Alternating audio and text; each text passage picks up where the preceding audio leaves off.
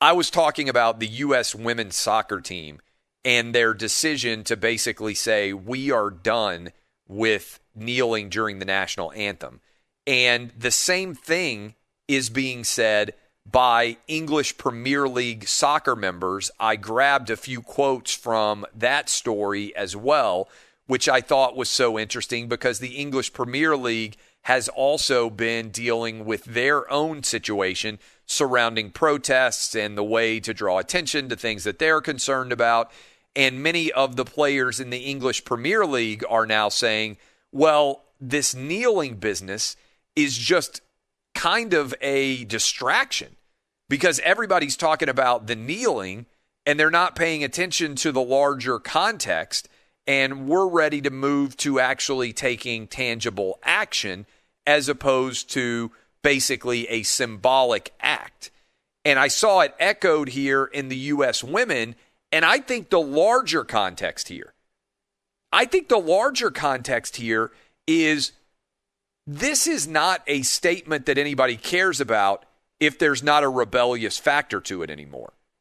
And when, as I was going to break, and I'm saying when Ben & Jerry's is coming out with their own protest ice cream, it ain't very protest worthy anymore because the man is on your side.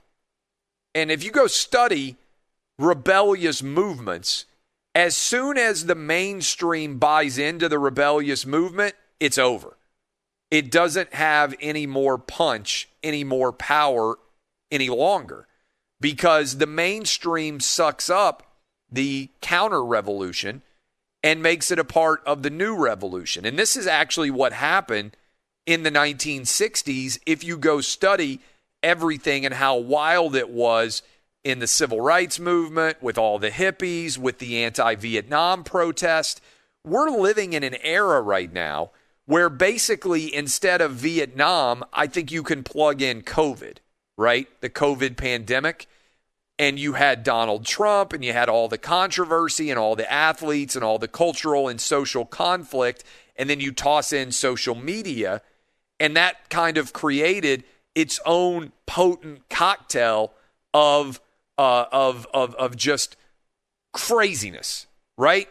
That is the word that I think most people would use to describe 2020 was just crazy. Now, there's other adjectives associated with it as well.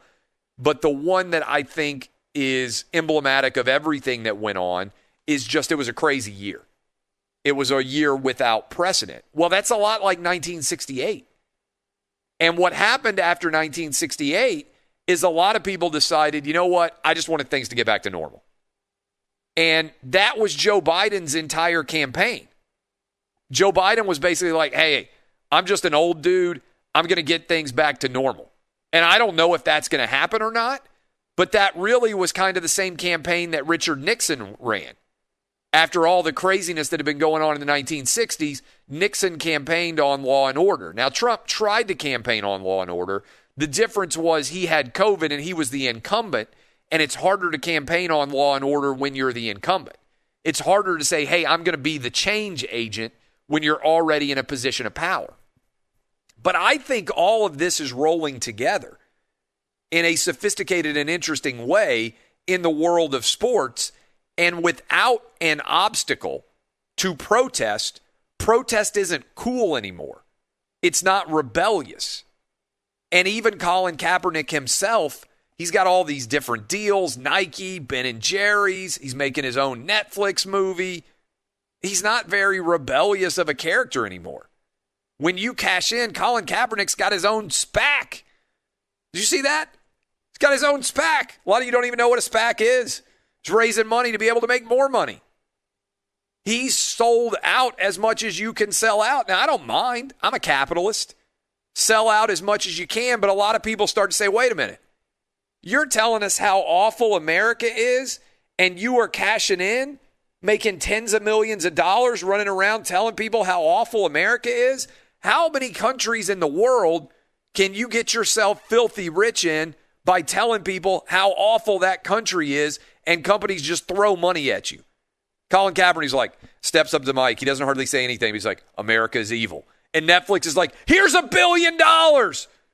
Speak truth. Keep speaking your truth. America is an awful place. Nike's like, amen. Here's a shoe. Colin Kaepernick's like, I am overcome by the awful inhumanity of America's history. And Ben & Jerry's is like, preach it, brother. Here's your own ice cream.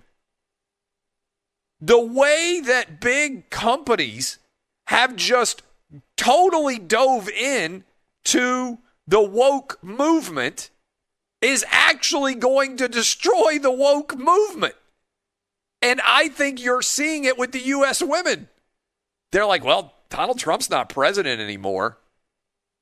Nobody's really that mad about us kneeling.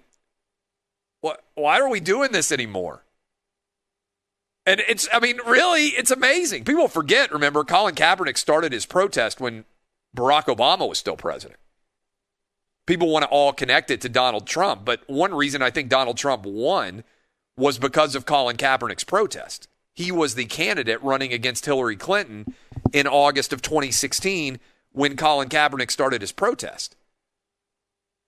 And I just think what's happened is all of these big multinational corporations have bought into protesting, and protesting so hot, and we're going to have social justice warrior commercials.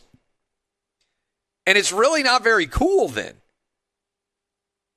Again, as we went to break, I was like, Huey Newton and Stokely Carmichael, the original Black Panthers, who Colin Kaepernick is patterning himself on in some way, like, they didn't have an ice cream flavor.